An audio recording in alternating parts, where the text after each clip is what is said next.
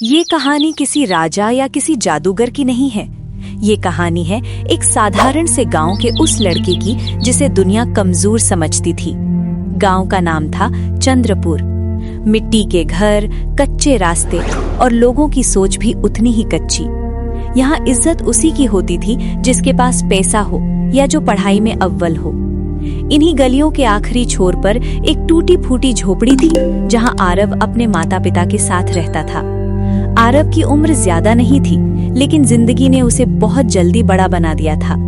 School में उसकी copy अक्सर अधूरी रहती थी। गणित के सवाल उसके लिए पहाड़ जैसे थे और अध्यापक की डांट उसे रोज सुननी पड़ती थी। लेकिन किताबों से दूर रहने वाला यही लड़का जिंदगी के सवालों को बहुत गहराई से समझता था। आरव, तुमसे कुछ नहीं होगा। ना ध्यान है ना मेहनत। ऐसे बच्चों का भविष्य अंधेरे में होता है। क्लास के बच्चे हंस पड़ते, कोई ताली बजाता, कोई तंज कसता। आरव सिर झुका लेता, लेकिन उसके अंदर कहीं न कहीं ये आवाज जरूर उठती। शायद किताबें मेरी दोस्त नहीं है, लेकिन जिंदगी को मैं हारने नहीं दूंगा। घर की हालत और भी खराब थी। पिता दिन भर खेतों में मजदूरी करते, फिर भी जो पैसे मिलते उनसे पूरा महीना चलाना नामुमकिन था। माँ कभी किसी के घर बर्तन मांजने जाती, कभी सिलाई का काम पकड़ लेती। लेकिन कई रातें ऐसी होती जब चूल्हा जलता ही नहीं था। एक रात माँ ने पानी में थोड़ा सा नमक मिलाया और आरव को देते हुए कहा, बेटा, आज यही पीकर सो जा। भगवान चाहेगा तो कल सब ठीक हो जाएगा। माँ, एक दिन मैं ऐसा करूंगा कि तुम्हें कभी खाली पेट नहीं सोना पड़ेगा। माँ ने बस उसके सिर पर हाथ फेर दिया। शब्दों में भरोसा नहीं था, लेकिन बेटे की आंखों में कुछ ऐसा था जो उम्मीद जगाता था। गांव के लोग इस परिवार को दया से नहीं, मजाक से देखते थे। अरे देखो, वही लड़का जा रहा है, पढ़ाई में नालायक और सपने राजा जैसे। इसके भाग्य में तो बस गरीबी लिखी है। आरव ये सब सुनता था, लेकिन जवाब नहीं देता। उसे पता था शब्दों से नहीं, काम से जवाब देना होगा।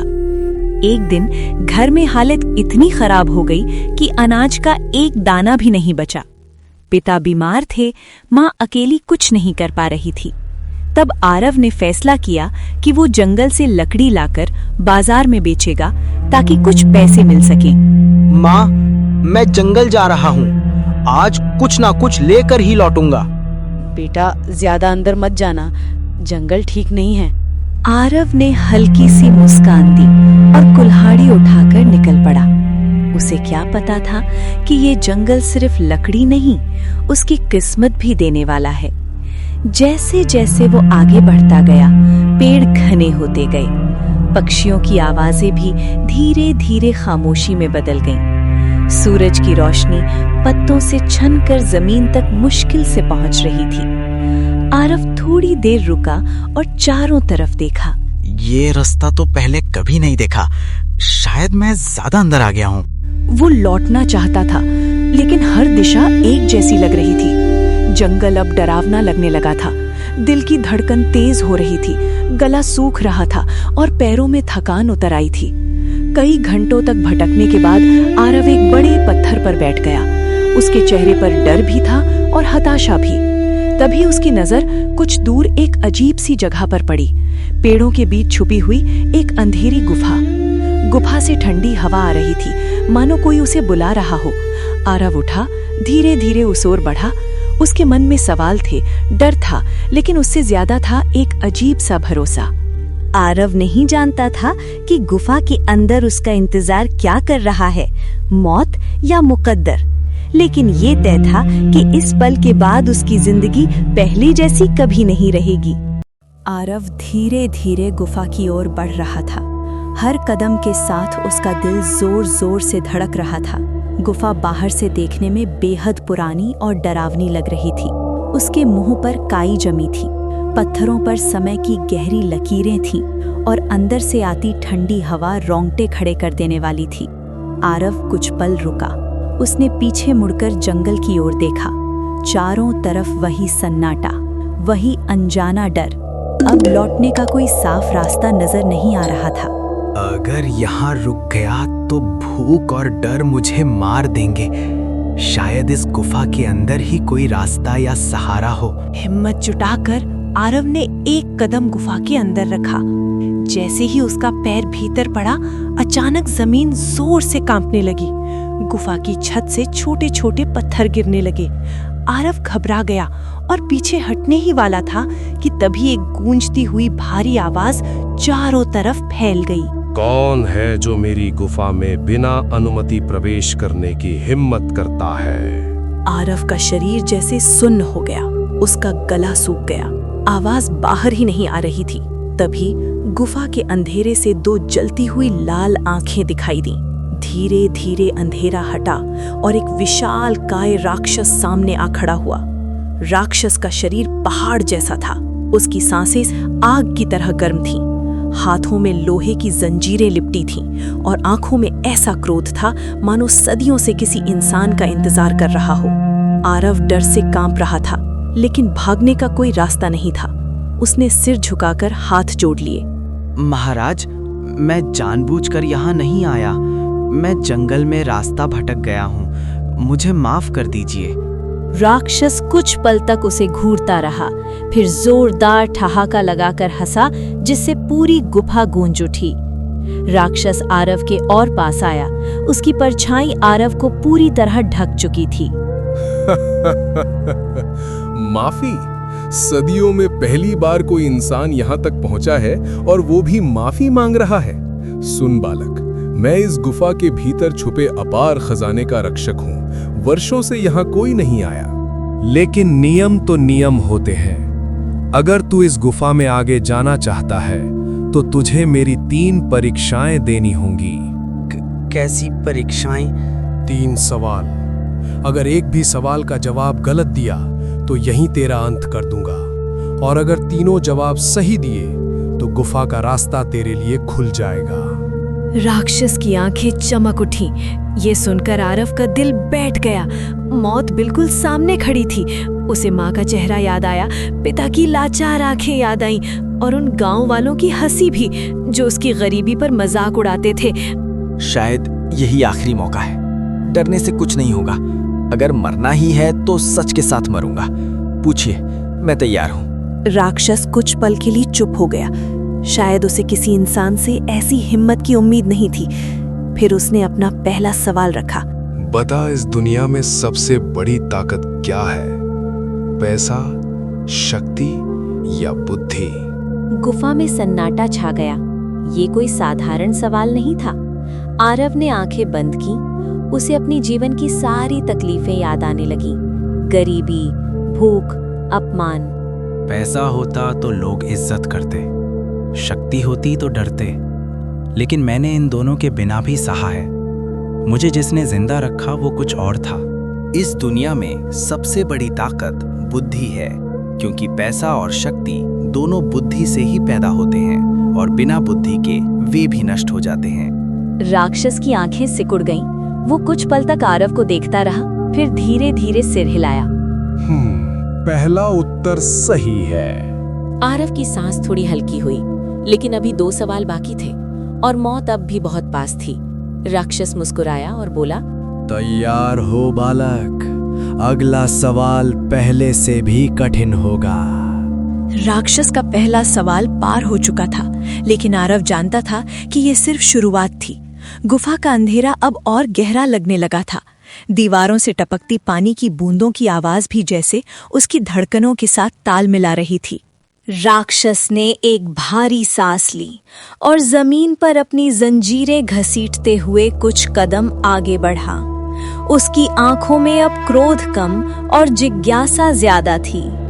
बहुत समय बाद कोई इंसान पहले सवाल से आगे बढ़ा है बालक, लेकिन आगे का रास्ता आसान नहीं।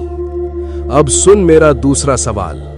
आरव ने अपने कांपते हाथों को कसकर बांध लिया। उसने मन ही मन माँ बाप को याद किया और खुद को संभाला। अगर एक इंसान के सामने 2 रास्ते हों, एक रास्ता उसे तुरंत अमीर बना दे लेकिन किसी और का जीवन बर्बाद हो जाए, और दूसरा रास्ता उसे गरीबी में रखे लेकिन किसी का नुकसान ना हो, तो सही रास्ता कौन सा है? ये सवाल सुनकर आरव का दिल तेजी से धड़कने लगा। ये सवाल किताबों का नहीं था, ये जिंदगी का सवाल था। उसे अपने गांव के लोग याद आए जो थोड़ा सा फायदा पाने के लिए दूसरों को कुचल देते थे। उसे वो रात भी याद आई जब उसकी माँ भूखी सोई थी। अगर उस वक्त मुझे कोई गलत रास्ता दिखाता तो क्या मैं उसे चुन लेता? नहीं, क्योंकि पेट की भूख से बड़ी आत्मा की भूख होती है। सही रास्ता वही है जिसमें किसी का जीवन बर्बाद ना हो। अगर मेरी अमीरी किसी और के आंसू पर टिकी हो तो वो अमीरी नहीं, एक अभिशाप है। गरीबी शरीर को तोड़ सकती है, लेकिन गलत अमीरी आत्मा को मार देती है। राक्षस ने आंखें बंद कर ली। ऐसा लगा मानो वो इस जवाब को अपने भीतर उतार रहा हो। कुछ पल बाद उसकी जंजीरें धीरे धीरे ढीली पड़ गईं। दूसरा उत्तर भी सही है। तू सिर्फ होशियार नहीं, साफ दिल वाला भी है। आरव की सांस अब थोड़ी स्थिर हुई, लेकिन अभी सबसे कठिन परीक्षा बाकी थी। राक्षस ने अपना सिर ऊपर उठाया। उसकी आवाज अब पहले से कहीं ज्यादा गंभीर थी। अब अंतिम सवाल। ये सवाल तेरी सोच नहीं, तेरे चरित्र की जांच करेगा। गुफा के भीतर एक अजीब सी रोशनी फैल गई। दीवारों पर उकेरे पुराने चिन्ह चमकने लगे। ऐसा लग रहा था जैसे पूरा स्थान इस सवाल के जवाब का इंतजार कर रहा हो। अगर तुम्हें अपार शक्ति और धन मिल जाए तो तुम उसे अपने लिए इस्तेमाल करोगे या दूसरों के लिए, और क्यों? आरव चुप हो गया। ये सवाल सुनते ही उसके सामने उसकी पूरी जिंदगी घूम गई। गरीबी, अपमान, भूख, ताने। एक पल को उसके मन में आया कि अगर उसे शक्ति मिल गई तो वो सबको जवाब दे सकता है। अगर मैं सब कुछ अपने लिए रख लूं तो कोई मुझे कभी नीचा नहीं दिखा पाएगा। लेकिन तब मुझ में और उन लोगों में क्या फर्क रह जाएगा जो दूसरों को कुचलते हैं?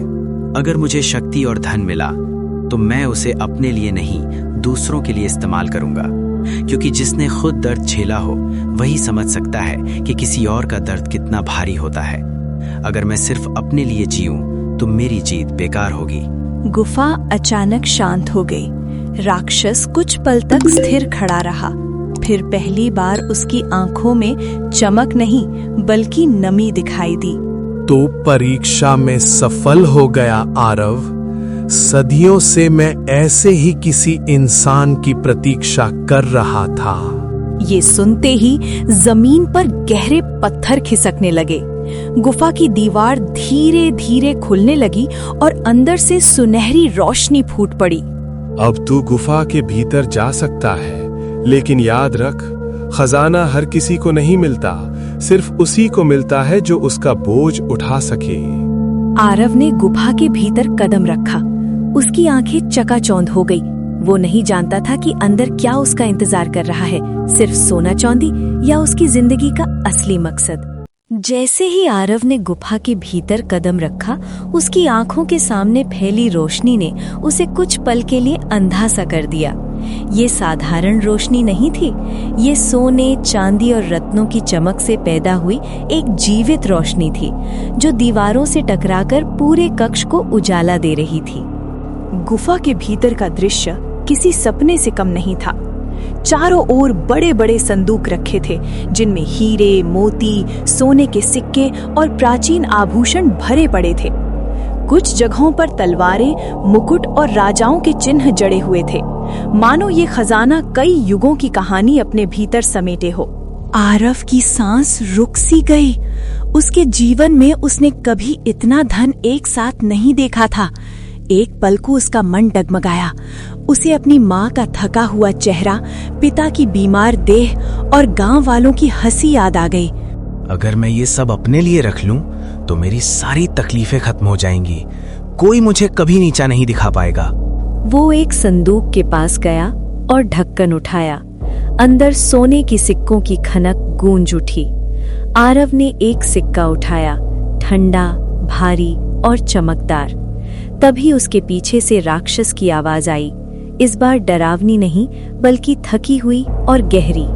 यही वो क्षण है बालक, जहां सबसे अच्छे इंसान भी अक्सर हार जाते हैं। आरव पलटा। राक्षस अब पहले जैसा भयानक नहीं लग रहा था। उसकी आंखों में पहरेदार का गर्व नहीं बल्कि वर्षों का बोझ झलक रहा था। ये खजाना इतना विशाल, इसे किसने इकट्ठा किया? राक्षस ने गहरी सांस ली, जैसे वो किसी पुराने घाव को कुरेदने जा रहा हो। कभी ये खजाना एक महान राजा का था। वो राजा बुद्धिमान था, पर उसके उत्तराधिकारी लालच में अंधे हो गए। उन्होंने इस धन के लिए अपने ही लोगों को पीड़ा दी। जब सब कुछ नष्ट हो गया, तब देवताओं ने इस खजाने को यहाँ छुपा दिया और मुझे इसका रक्षक बना दिया। मेरी शर्त सिर्फ सवालों तक सीमित नहीं थी। असली परीक्षा अब शुरू होती है। जो भी यहाँ आता है, मैं उसे रोक नहीं सकता, लेकिन उसका चुनाव ही तय करता है कि वो इस खजाने का हकदार है या नहीं। आरव ने सिक्का वापस संदूक में रख दिया। उसने चारों ओर फैले धन को देखा, फिर अपनी मुट्ठी खोली। वो खाली थी, लेकिन उसका मन भारी नहीं था। अगर मैं ये सब अकेले ले जाऊं, तो मैं भी उसी इतिहास का हिस्सा बन जाऊंगा जिसने लोगों को दर्द दिया। राक्षस ने उसे गौर से देखा। सदियों से उसने अनगिनत चेहरे देखे थे, डरे हुए, लालची, चालाक, लेकिन ये चेहरा अलग था। मुझे इतना ही चाहिए जिससे मैं अपने माता पिता को सम्मान की जिंदगी दे सकूं, और बाकी उन लोगों के लिए जिनके पास कुछ भी नहीं है। गुफा की दीवारों पर उकेरे चिन्ह फिर से चमक उठे। ऐसा लगा मानो ये जगह खुद इस उत्तर से सहमत हो। यही उत्तर मुझे सदियों से चाहिए था। राक्षस ने जमीन पर रखी अपनी जंजीरें खोलीं। जैसे ही जंजीरें गिरी, उसकी देह पर जमी कठोरता कम होने लगी। तू सिर्फ खजाना नहीं ले जा रहा आरव, तू मेरी मुक्ति का कारण भी बन रहा है। राक्षस ने आरव को एक छोटा सा संदूक दिया, न बहुत बड़ा न बहुत छोटा। इसे ले जा, इसमें इतना ही है जितना तेरे संकल्प के लिए जरूरी है। बाकी खजाना यहीं रहेगा, भविष्य की भलाई के लिए। आरव ने संदूक दोनों हाथों से थाम लिया। ये भारी था, लेकिन उसके निर्णय से हल्का। जब आरव गुफा से बाहर निकला, जंगल की दिशा उसे साफ दिखाई देने लगी। अंधेरा छट चुका था, लेकिन उसकी असली यात्रा अब शुरू होने वाली थी, गांव की ओर, जहां उसे अपने वादों को सच करना था। आरव गुफा से बाहर निकला तो जंगल वैसा नहीं रहा जैसा वो अंदर जाते समय था। पेड़ों के बीच से एक साफ रास्ता दिखाई दे रहा था, जैसे प्रकृति खुद उसे घर तक पहुंचाने आई हो। पक्षियों की आवाजें लौट आई थीं और हवा में अब डर नहीं, सुकून घुला हुआ था। आरव ने छोटी सी संदूक को अपने सीने से लगाया और गहरी सांस ली। ये सिर्फ मेरा सफर नहीं रहा, अब ये उन सबका है जिन्हें कभी कोई रास्ता नहीं मिला। वो बिना भटके सीधे गांव की दिशा में बढ़ता गया। जैसे जैसे जंगल पीछे छूटता गया, उसके कदमों में विश्वास और आंखों में उद्देश्य साफ दिखने लगा। शाम ढलते ढलते आरव अपने घर पहुंचा। झोपड़ी के बाहर माँ बैठी आकाश की ओर देख रही थी, जैसे हर सांस में बेटे की सलामती की दुआ मांग रही हो। आरव को देखते ही वो दौड़ पड़ी। बेटा, कहाँ चला गया था? मुझे लगा। माँ की बात पूरी होने से पहले ही आरव ने उसे गले लगा लिया। पिता भी लाठी टेकते हुए बाहर आए। उनकी आंखों में चिंता और राहत एक साथ छलक पड़ी।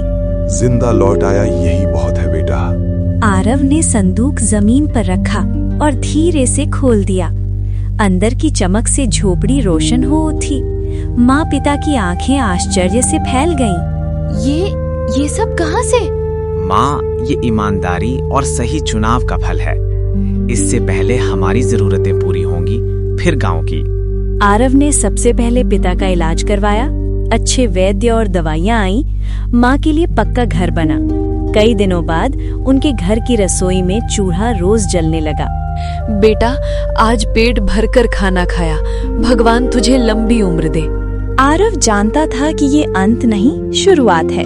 उसने गांव के बुजुर्गों और पंचों को बुलाया। गांव की चौपाल पर लोग इकट्ठा हुए।